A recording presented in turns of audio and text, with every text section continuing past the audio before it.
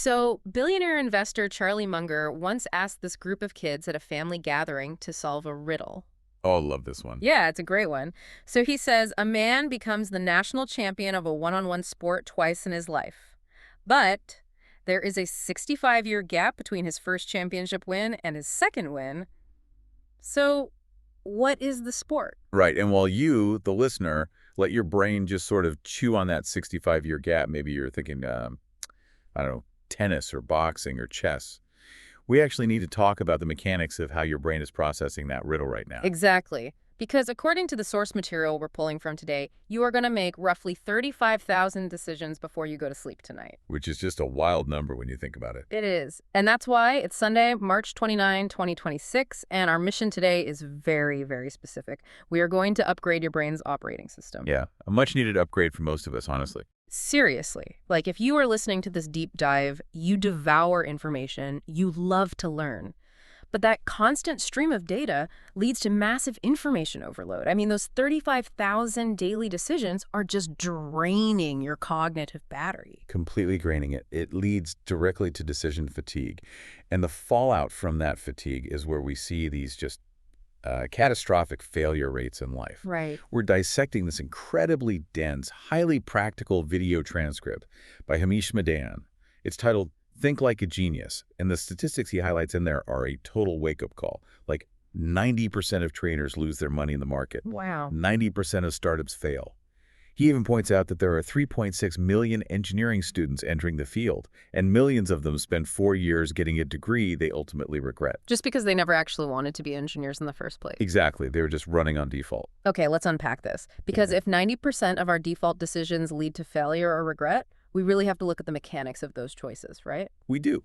Because we can't deeply analyze 35,000 things a day. We'd literally short circuit. Right. So our brains rely on impulses, fleeting emotions, and just these unchecked assumptions to save energy. We're essentially running on a faulty autopilot. And that brings us to the core question of this whole deep dive. How do the outliers operate? How do people like, Elon Musk or Jeff Bezos or Naval Ravikant navigate those exact same 35,000 daily decisions without crashing and burning? Because they don't just have magical intuition. No, not at all. They use very specific cognitive tools called mental models. Mental models. Yeah, these are pre-made thinking designs. Yeah. They act as a filter, basically. They take an average chaotic thought process and force it into a structure that produces exceptional clarity. So if we want to stop making those assumptions that lead to, those massive failure rates, our first step is to completely unlearn how we currently process problems. Unlearn the default, yes. We have to stop living by what the source calls analogy. Well, living by analogy is the absolute default human setting. Yeah, it means doing things a certain way simply because, well, you've seen other people do them that way. It's looking at the industry standard and just copying it with, like, a 5% tweak. Right, because it's a calorie-saving mechanism for the brain. Mm. It's comfortable. You don't have to think too hard. But it absolutely guarantees you will never produce a breakthrough. Never. So, to bypass analogy, innovators rely on the first major mental model we're talking about today, which is first principles thinking. First principles. Yeah. This means taking a highly complex problem, aggressively ignoring how society usually solves it, and stripping it down to its absolute smallest, undeniable basic truths. You literally deconstruct the problem to the atomic level. Exactly. And then you build your solution entirely from scratch. The ultimate execution of this, and the text calls this out, is Elon Musk and SpaceX. Oh, such a perfect example. Right. When Musk wanted to go to Mars, he looked at the going rate to buy a rocket, which was like $70 to $80 million. Which is insane. Right. And anyone thinking by analogy would look at that price tag and conclude, well, space travel is just inherently expensive. My only option is to go raise $80 million. But instead of accepting that assumption, Musk applied for his principles. He literally asked, what is a rocket actually made of? He stripped away the whole concept of a rocket. Yeah. He just looked at the periodic table, aerospace-grade aluminum alloys, titanium, copper, carbon fiber. And he priced out those raw materials on the commodity market and uncovered this massive inefficiency. The actual material cost was only about 2% of the typical rocket price. Just 2%. The other 98% was just the bloated cost of traditional manufacturing, legacy supply chains, and, bureaucratic overhead. So by breaking it down to those basic physical truths, SpaceX just bypassed the legacy systems entirely. They built the components in-house and slashed the cost of sending payloads into space from $58,000 per kilogram down to just $2,700. Unbelievable. And they ran the exact same playbook with Tesla batteries, too. The industry standard was $600 per kilowatt hour. Experts swore it couldn't go lower. But Tesla broke it down. Yep, down to raw lithium, nickel, graphite, cobalt. They sourced it directly and dropped the cost to $150. There's actually a brilliant narrative example of this in the source material from the movie Swades. Oh, the Mohan Bhargava character. Exactly. So the main character, Mohan, visits a village that hasn't had electricity in the 55 years since independence. Now, thinking by analogy would dictate, writing letters to local politicians, organizing protests, and just waiting for the bureaucratic machine to slowly turn. Relying on a human-made system. Right. But he bypasses the human system by relying on physics. First principles. Yes. He asks what electricity fundamentally is. It's motion. Pass through a generator, convert it into power. He looks at the local environment, sees a flowing body of water, and realizes the river is providing free, infinite motion. He just needs to capture it. Exactly. By ignoring the politics and focusing purely on the physics, he solves a 55-year-old problem. That's so powerful. I think the best way to visualize first principles, just for everyday life, is to look at your kitchen. Like, thinking by analogy is going to the grocery store to buy exactly the 14 ingredients a recipe online tells you to buy.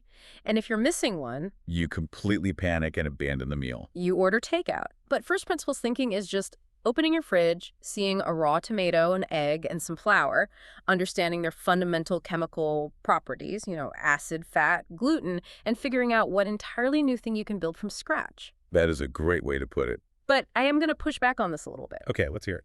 Breaking a rocket down to its atomic elements makes total sense for a billionaire with endless resources. But for us, for the listener, navigating 35,000 decisions a day, isn't it exhausting to run first principles on everything? Like, we'd burn out by 9 a.m. Okay, what's fascinating here is that you are hitting on the exact danger of over-applying this model. Oh, really? Yeah, you do not use first principles for everyday, low-stakes decisions. You do not use it to decide what coffee to order. Okay, good. That's a relief. You reserve this immense cognitive effort purely for the roadblocks, the things in your life you currently believe are quote-unquote impossible. Got it. Like, take a personal trait. Say you believe you are fundamentally a lazy person. People just accept that as a permanent biological flaw. Right. The analogy thinking is, well, my dad was lazy, I'm lazy, it's just my personality. Exactly. But apply first principles. Break down the mechanical components of human energy. What actually regulates your drive? Is it a lack of deep REM sleep? Uh-huh. Are you consuming a diet heavy in refined sugars that spike and then crash your blood glucose levels? Do you have an undiagnosed vitamin B12 deficiency? Wow. When you deconstruct laziness into biological truths, it ceases to be a permanent character flaw. It becomes a highly solvable equation of nutrition, sleep hygiene, and blood work. The source actually applies this to that classic excuse of wanting to start a YouTube channel, but feeling totally paralyzed because you don't have a professional budget. Yes, people spend years waiting until they can afford a 4K camera and a studio. Right. But run that through first principles, strip a video down to its atomic level. What is the absolute minimum requirement to transmit an idea to another human being? You need a story. Need a story, and you need a smartphone camera. That is the basic truth. The whole studio thing is just an assumption. And when you strip away those assumptions, the friction just disappears. Action becomes the only logical next step. So here's your first listener challenge. If you're listening right now, identify one thing in your life that you have constantly postponed because you told yourself it's not possible or I don't have the resources. Take that specific goal today, run it through first principles, and break it down to its rawest, undeniable components. But, breaking a problem down is really only the first half as a cognitive toolkit. Because sometimes, even when you understand the basic truths of a problem, the path forward remains completely obscured. Moving forward sometimes just hits a brick wall. And when forward momentum fails, the genius move is to put the problem in reverse. Which brings us perfectly back to the Charlie Munger riddle from the intro. Yes. Let's solve it. So, a man wins a national one-on-one sports championship twice, but with a 65-year gap between the victories. How is that physically possible? The answer the kid in the story gave Munger was Checkers. checkers. And checkers. And the mechanism of how that child arrived at the answer is a literal masterclass in our second mental model, inversion thinking. Inversion. Yeah, the child didn't waste cognitive energy trying to brainstorm every single sport that could fit the timeline. He worked backward. He actively eliminated what it absolutely couldn't be. Right. So physical sports like tennis, wrestling, or boxing instantly eliminated. Because human cellular decay means a body just cannot compete at a national championship level with a 65-year aging gap. Exactly. Then he eliminated memory-heavy or rapid processing games like competitive chess or Sudoku because raw cognitive processing speed and short-term memory recall often fade significantly in old age. So what survives that process of elimination? Checkers, a game that relies heavily on deep pattern recognition, slow logic, and pure accumulated experience. It allows a champion in his 20s to return in his 80s and completely dominate again. That is inversion thinking in a nutshell. Instead of asking how to achieve success, you ask how to guarantee failure. And then you simply make sure you don't do those things. And our brains actually possess a deep evolutionary advantage for this specific type of thinking. Oh, really? Yeah, human beings are terrible at predicting positive future outcomes. But our amygdala makes us incredibly highly tuned to spotting danger and failure. We are biologically wired to see what will kill us. That makes total sense. Charlie Munger summarized his entire philosophy by saying, "All I want to know is where I'm going to die, so I'll never go there." Ah, that's brilliant. There's this great historical parable in the source about a grandfather telling a story of a king. Right, the perfect fortress. Yeah. This king builds a theoretical perfect fortress. High walls, fortified gates, impenetrable defenses. And he offers a massive bounty of 1,000 gold coins to anyone who can breach it, basically as a stress test. And all the soldiers and engineers try to find a way in, Mhm. and they all fail. Because they approach the fortress as citizens trying to climb inside. Until one young boy claims the bounty. When the king asks how he bypassed the perfect defenses, the boy explains he used inversion. He didn't ask, how do I get in? He asked, if I were the invading enemy army, where is the exact spot I would direct my cannon fire? He inverted his perspective. Exactly. By adopting the mindset of destruction rather than the mindset of a citizen, the single structural weakness in the perfect fortress became instantly visible. It's the exact same mechanism used in the Sherlock Holmes example from the notes, too. Oh, I love this one. So Sherlock needs a highly sensitive, hidden photograph from Irene Adler.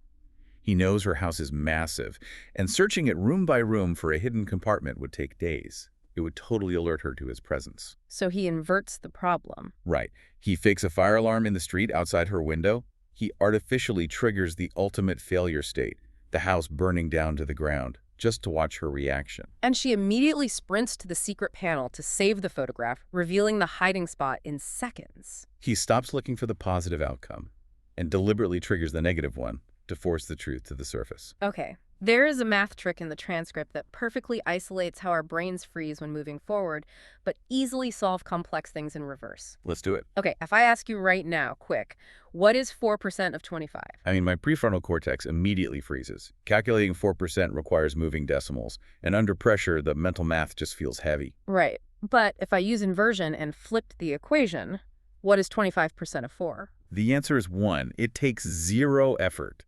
Everyone knows a quarter of 4 is 1. Mathematically, it is the exact same equation. 4% of 25 is also 1. You just inverted the angle of approach, and a problem that drained your cognitive battery suddenly required 0 effort. It's magic. Here's where it gets really interesting, though. The practical applications for this are massive. Instead of waking up and asking the incredibly broad, paralyzing question, how do I get rich? Invert it. Ask yourself, how do I mathematically guarantee that I stay perpetually broke for the rest of my life? The answers pour out instantly. Spend more than you earn. Buy depreciating assets on high-interest credit cards. Rely entirely on a single salary so that one layoff ruins you. Never invest in compounding assets. And once you write down that list of guaranteed failures, the path to wealth is painfully obvious. Just avoid doing everything on that list. You don't need to be a Wall Street savant with a genius master plan to build wealth. You just need to systematically eliminate the habits that mathematically guarantee poverty. It's the ultimate relationship hack, too. Don't agonize over the vague goal of, how do I make my relationship perfect? Ask, how do I ensure this relationship becomes incredibly toxic by next month? Oh, that's easy. Let your ego run the argument. Keep a running tally of past mistakes to use as ammunition. Stop listening to understand and only listen to formulate your next counterattack. Demand that your partner change to fit your preferences. Boom. Eliminate those specific toxic behaviors and what survives the process of elimination. Mutual respect, trust, and connection. So here is your second listener challenge. Pinpoint a confusing goal you have right now, a project where you feel completely stuck. Write out a detailed list of everything that would guarantee you completely fail at that goal. When you actively dodge the failures on that list, success is simply what is left standing in the room. Now, we do need to address a critical biological reality here. First principles and inversion are incredibly powerful, but they are highly active analytical tools. Right. Stripping a problem to its atomic layer, or reverse engineering failure, requires a significant amount of glucose in the brain. It takes deep, focused energy. And as we established at the very beginning, you are processing 35,000 decisions a day. So by 8 p.m., your cognitive energy is completely depleted. Completely. First principles won't save you if you're exhausted, hungry, and moody. At that point, your biology hijacks your logic, and you revert to impulses. This is exactly why the highest level thinkers rely heavily on our third mental model, framework thinking. Frameworks. Yeah. Frameworks are invisible, preloaded operating systems for your brain. They are strict rules or structures that you design when you are well-rested and thinking clearly, so that you can blindly rely on them when you are exhausted. They transition your decision-making from raw, unpredictable instinct to automated insight. Exactly. You are essentially outsourcing your willpower. Jeff Bezos' use of the RMF, the Regret Minimization Framework, is a flawless example of this from the text. Oh, the RMF. Yeah, when he was deciding whether to quit his highly lucrative Wall Street job to start Amazon, he didn't just sit in a room and trust his gut. His gut would have told him to stay safe and keep the Wall Street bonus. Of course it would. The mechanism of the RMS is brilliant because it entirely removes the present-day emotional weight of the decision. How does it work? Step 1. He forced himself to imagine being 80 years old sitting in a rocking chair. Step 2. He asked that 80-year-old version of himself, will I regret not participating in this thing called the internet? And step 3. If the future answer is yes, take the present-day risk immediately. By running the anxiety through that framework, walking away from millions of guaranteed dollars wasn't this agonizing emotional struggle. It was just the logical, automated output of the formula. That's incredible. When we see these frameworks everywhere, right? Oh, everywhere. The source points out that Aristotle created a framework 2,000 years ago for persuasion. Ethos, logos, pathos, credibility, logic, emotion. Right, or in marketing, you have AIDA, attention, interest, decision, action. For goal setting, there's SMART goals. Specific, measurable, achievable, realistic, time-bound. Storytelling uses CARE. Conflict, action, result. Or for deep conversations, 3W1H. What, when, why, how. Even personal finance has the 20-30-50 rule. 20% savings, 30% wants, 50% needs. Right, and we don't need to define what those are deeply. Everyone knows them. The fascinating thing is why a CEO running a Fortune 500 company still strictly uses a basic framework like SMART goals. Exactly. It's not because they aren't smart enough to plan. It's because they are offloading the cognitive burden of planning into a structure so they can save their brain power for execution. The creator of the source video, Himish Madan, actually detailed 2 personal frameworks that perfectly illustrate this cognitive offloading. The HIRE and HICC frameworks. Yes. The first is his HIRE framework for recruiting: hunger, integrity, role fit, energy. He engineered this specifically because he realized that if he was conducting a job interview at 8 p.m., his biological exhaustion was causing him to make terrible hiring choices. Right, he'd hire someone just because he liked their vibe and wanted to go home. Exactly. So the framework acts as a hard stop. It protects his business from his own biological fatigue. And for his creative output, he uses HICC, hook, interest, content, closure. He doesn't sit down at a blank screen and agonize over how to arrange his thoughts. The framework dictates the structure automatically. Which frees up 100% of his mental energy to focus deeply on the actual value of the content. But I really have to wrestle with this concept for a second. Sure. If we automate our spending, our hiring, our creative process, and our decision-making through strict acronyms and formulas, don't we just become predictable robots? Like, it feels like we're killing spontaneity and intuition. If we connect this to the bigger picture, it's a valid fear, but the reality of how the brain works dictates the exact opposite. Frameworks do not limit your freedom. They are the exact mechanism that creates it. Think about the physical framework of a highway. The lanes are painted, the exit ramps are standardized, the rules of the road are clearly defined. Because that structure is automated, you don't have to spend your cognitive energy constantly calculating how to drive on a dirt path or avoid head-on collisions. Right. The rigid structure allows you to safely drive 75 miles an hour towards your actual destination. Okay, I see what you mean. The structure isn't the trap. The lack of structure is the trap. Like, Exactly. if I have to negotiate with myself every single morning about whether or not I'm going to the gym, I am draining my battery on the negotiation itself. If I have a strict framework, the decision is already made. I'm putting the boring, repetitive mechanics of life on autopilot so my creative energy actually has room to breathe. Precisely. You preserve your finite daily battery for the deeply meaningful content of your life, rather than wasting it on the routine structures. Okay, so here is your third and final listener challenge. Identify one specific area of your life where you continually make inconsistent mood-based decisions. Maybe it's your diet, your monthly spending, or your sleep schedule. Build a simple, rigid framework for it today. Automate the decision and take the pressure off your prefrontal cortex. Let the framework do the heavy lifting. So let's pull all of this together. We started this deep dive looking at the invisible chaos of the 35,000 decisions you make every single day. We looked at how relying on the default setting of assumption and impulse leads to massive failure rates across careers, finances, and relationships. And we mapped out how to override that default setting. You build from the absolute ground up by stripping away assumptions using first principles. You uncover hidden solutions by actively reverse engineering failure through inversion. And when your biological energy runs out, you protect yourself from your own fatigue by automating your success with framework thinking. These aren't just academic theories. These are the literal cognitive blueprints used by the most effective thinkers alive to consistently bypass the noise. You aren't just reacting to life anymore. You are systematically dismantling the problems in front of you. It's like having, Google Maps for the brain. Yeah. You plug in the destination, and the model guides you past all the cognitive traps and biases that catch 95% of the population. We want to leave you with one final, slightly uncomfortable thought to chew on today.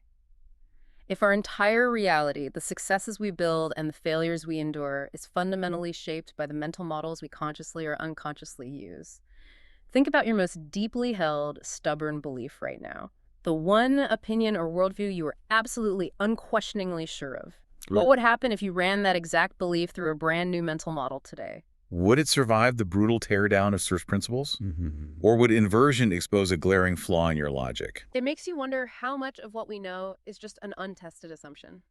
The next time you face a roadblock that feels entirely impossible, remember that the answer might just be hiding behind the wrong mental framework. Keep questioning the defaults, keep learning the mechanics, and keep breaking things down to the atoms. Thanks for joining us on this deep dive.